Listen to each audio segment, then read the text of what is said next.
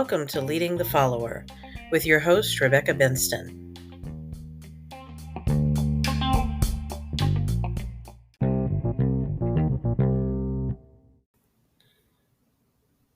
Good morning, good morning. It is Monday once again, and I did make it back.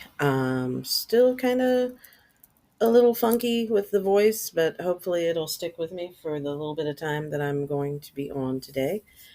I did want to take some time to just tell you to stop over at the Leading the Follower blog and sign up, subscribe so that you get regular updates. When I'm not posting here, I'm usually writing there.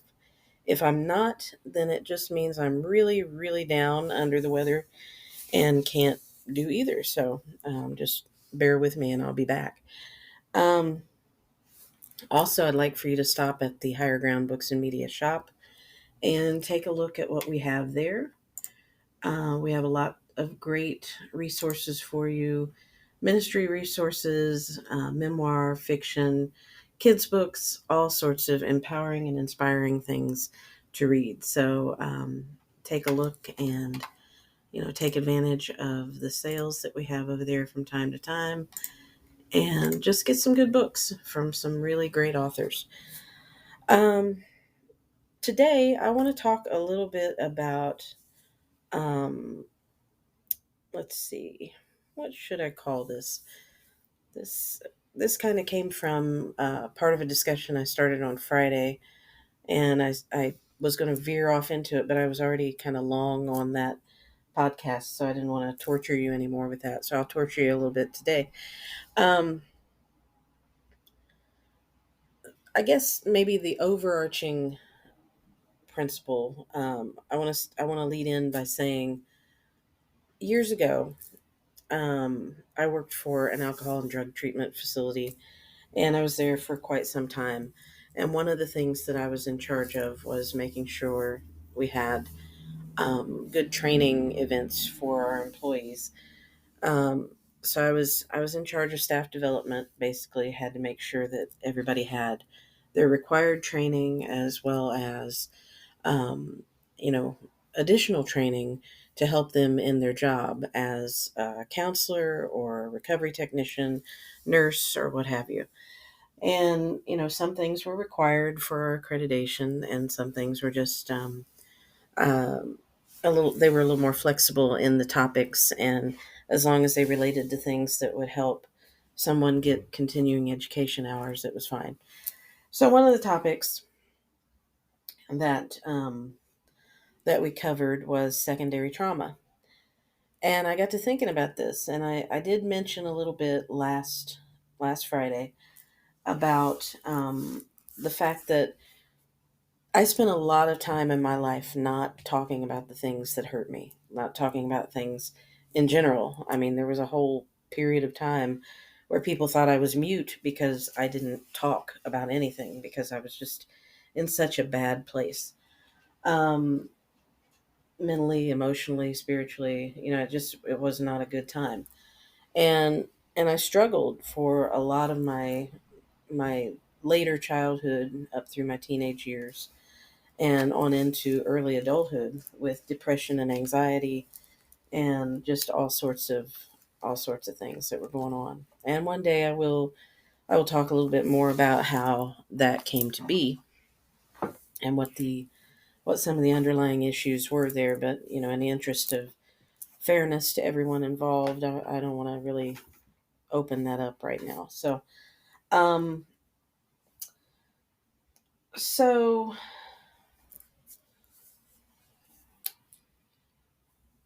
when I finally got to a place where I was doing some healing and I felt like I needed to talk about the things that I had gone through, things that I'd experienced, it became easier and easier for me to talk about these things.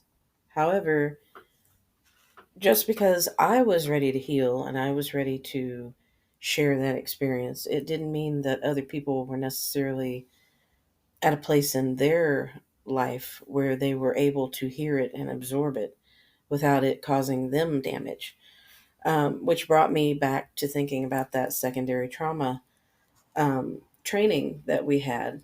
I was fortunate enough in the position that I was in to be able to benefit from that because I had to attend these workshops and things as well, and I got a lot out of it, even if I didn't need it for my job. So that was a really good time for me to learn a lot about some of the things that I would really need. I didn't realize it at the time I was going through it, but it was beneficial to me to be there. So I I went through that period of time where I really wanted to talk about everything and let people know what I'd been through, and where I wanted to help other people not go through it. But everything was jumbled up because when you're healing, it's not always this really clean, easy process. Sometimes it's really a mess. Sometimes you have so much to sort through that it doesn't come out in a nice, meaningful package for you to share with someone. It's a little bit of this and a little bit of that, and you're like, oh, wait a minute, this piece makes sense to me now. Oh, that's why that happened, and that kind of thing. So um, it's not like it comes out wrapped up and ready to go, so that someone could just sit down with your story and understand it and not be hurt by it themselves. So that's why um, in what I'm doing now as a publisher, when I get a story, one of the things that I need to do is I need to make sure if this is any kind of story, a true story, fictional story, whatever, I'm reading to make sure that the writer actually was ready to share what they've shared. Um, and in some cases, I have gotten manuscripts where the author was still so angry and so hurt. It was obvious in their writing that they hadn't done the amount of healing that they needed to do to be at the place where they could share what they had experienced without doing damage to someone else. Um, and there are periods of time in our healing where it's perfectly safe to talk about what we've gone through and what we did to get through it, and where we are, and all that. But there are times during your healing process where it is not for public consumption. There are times when that experience is not ready for prime time, and we should not share that yet. So that's where we need to have a little deeper discussion. To give you a little bit of perspective on what I mean by that, when I was 22, I believe, I think that's when it happened, I was actually raped by a close friend. And for many years, I was not ready to deal with it. I was not in a place where I could confront that. Um, if I had tried to tell lots of people what had happened to me at the point when it happened, um, my message would not have been received in the way that it needed to be received. Um, I don't know. I don't know that it's ever easy to make the decision to actually tell someone when this type of thing has happened to you. But at that point in time, I dealt with it by um, jumping further into a drinking problem that was developing at that point in my life. And instead of confronting it and talking to someone who could help me, I ended up um, I ended up keeping it to myself for a very long time and internalizing everything that was painful about the experience, and then basically abusing myself by drinking and staying in a very dark place. It was not a healthy time in my life. My behavior patterns were all messed up. It was completely um, the opposite of the type of person that I had tried to be my entire life. I just turned into something that I would never have wanted to be. Um, and I think I did this because I blamed myself for what happened, and I didn't know how to reconcile that with the fact that I had always thought that I had the power to keep myself from being attacked in that way. So when this happened to me, I was very angry. I became very anxious and depressed. And having already dealt with anxiety and depression throughout my teen years and everything, I was not equipped to handle what had happened to me. And at that point in my life, if I had tried to go out and talk to people about my experiences, the things that I would have said at that point probably would have been more detrimental to those who were struggling with the same type of experience than they would have been helpful.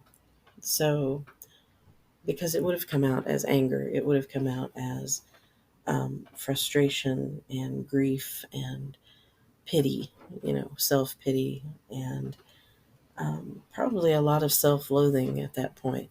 And that is not how we heal, and that's not how we help others heal.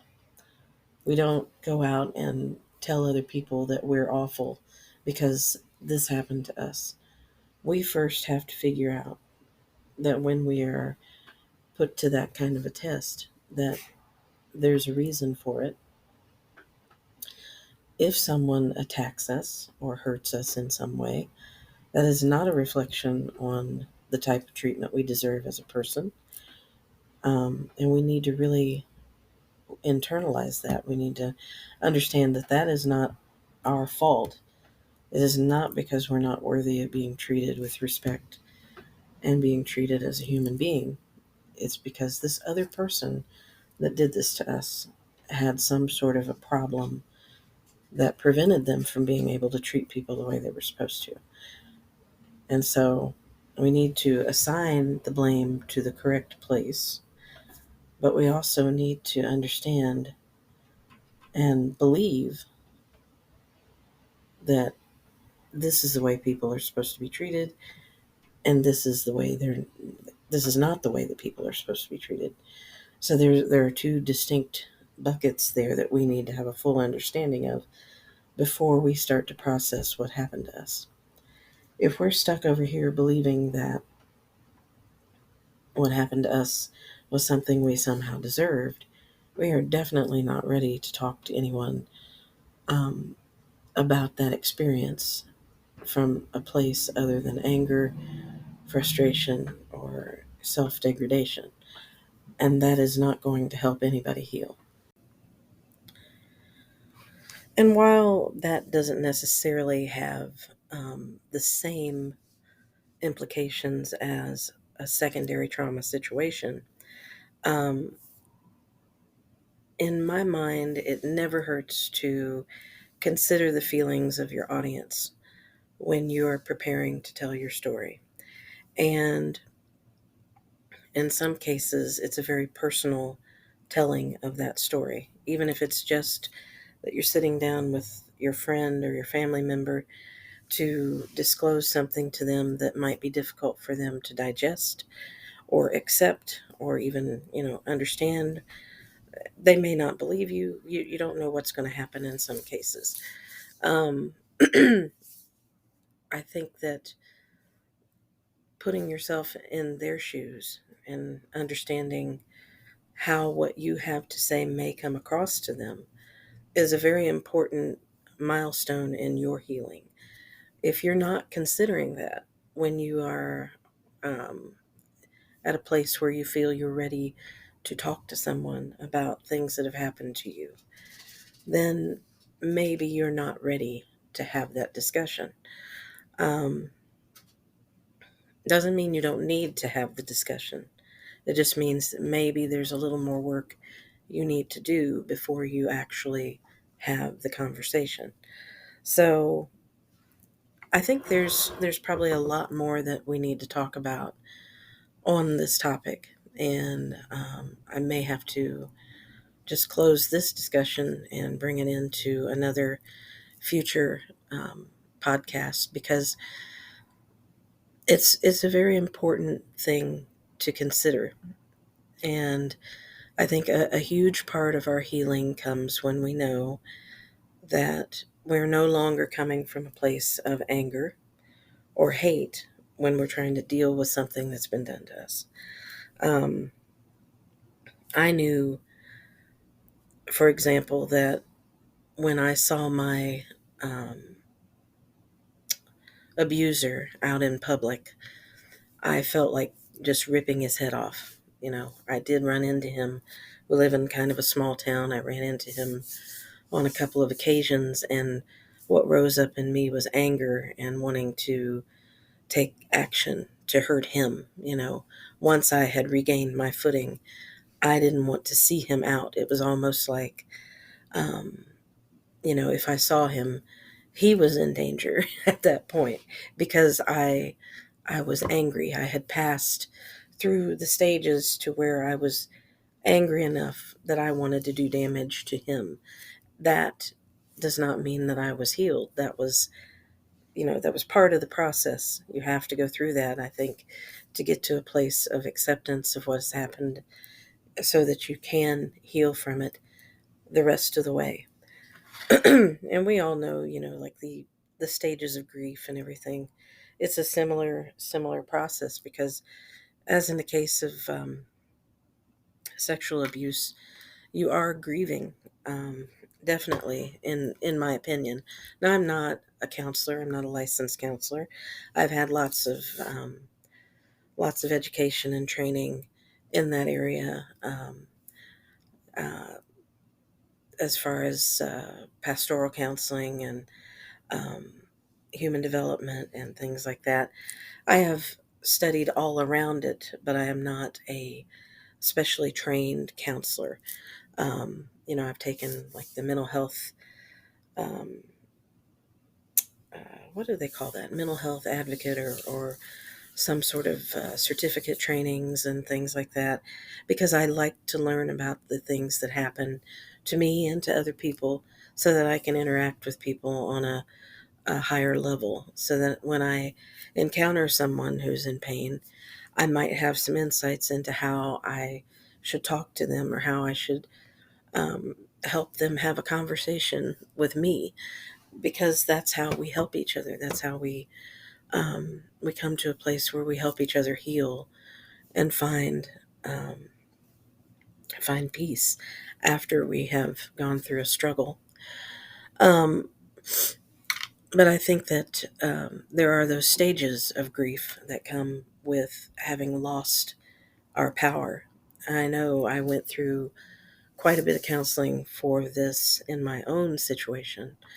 And my counselor, she was a great lady. She really helped me through all of that process, to where I got to a place where I stopped blaming myself, I stopped hating myself, and I stopped hating the other person. Um, Now, I would not be friends with this person ever again in my life, um, but forgiveness goes a long way to help us. And it's not for the other person. I know you've probably heard that before, but to forgive someone for something they've done to you, that is not something we do for the other person. That's for us. That's for our healing. And so I think it's very important that we get there, and then when it's time to recount the things that have happened, we can do so with more honesty and integrity. And in the telling, there's healing that can happen for other people as well. There is a huge difference in telling your story from a raw, emotional, angry, and frustrated place than from a healed, insightful, and compassionate place that takes into account the feelings of everyone involved.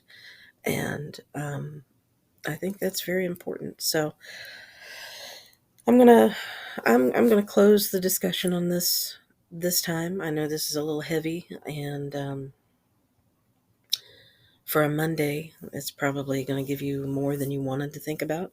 But as you are going through whatever it is you're going through, don't feel as though you'll never be able to talk to anybody about it. Don't feel as though you'll never be able to process it enough to get through it. And please don't feel like you have to stuff your feelings down and avoid confronting what has happened in your life or what is happening. Make sure that you set aside the time to look at the situation as honestly as you possibly can. Pray about it. Ask God to guide you to the right space for you to deal with it. Ask Him to remove things from your life that aren't helpful to that, and ask Him to bring you things that will bring you comfort. Um, Prayer is a huge part of the healing, and it's not just our last resort. It's what you can call on anytime. God is always right there when you've gone through something bad and you reach out to Him for that strength and comfort. You would be so surprised in how He responds. Um, and it's a it's a wonderful thing when you realize that yes, even when I thought He wasn't there, He was right there with me, and He walked me through this, and He helped me to rebuild from what I thought was just broken forever. So give yourself a break. As you know, as my mom always said, this too shall pass. Whatever you're going through, once you're through it, you don't have to go back to it. You don't have to stay in it. You can remove yourself from it. Even if it seems like you can't, there is always a way. Pray and ask God for a clear path out of a bad situation, and He will remove you from it. He will remove it from you. Um, I truly believe that. So, as you go forth today and through this week, do your best to try to understand the things that you need to understand to heal. Um, and don't be afraid to ask for help. And when it is time for you to tell your story, when it is time for you to complete your healing process and explain to others where you were in that moment, in that period of time, um, you'll be able to do so, and that will be helpful to someone else. I hope that this has been a helpful discussion for you. I hope that taking the time to listen was more beneficial to you than not, and that it wasn't a waste of your time today. Um, have a great week, and I will be back with more discussion on Friday. God bless you.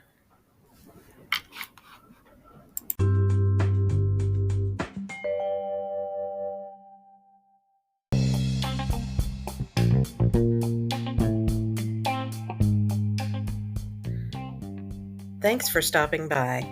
Be sure to check out our website and blog. The blog is at www.leading-the-follower.com. Thanks and God bless.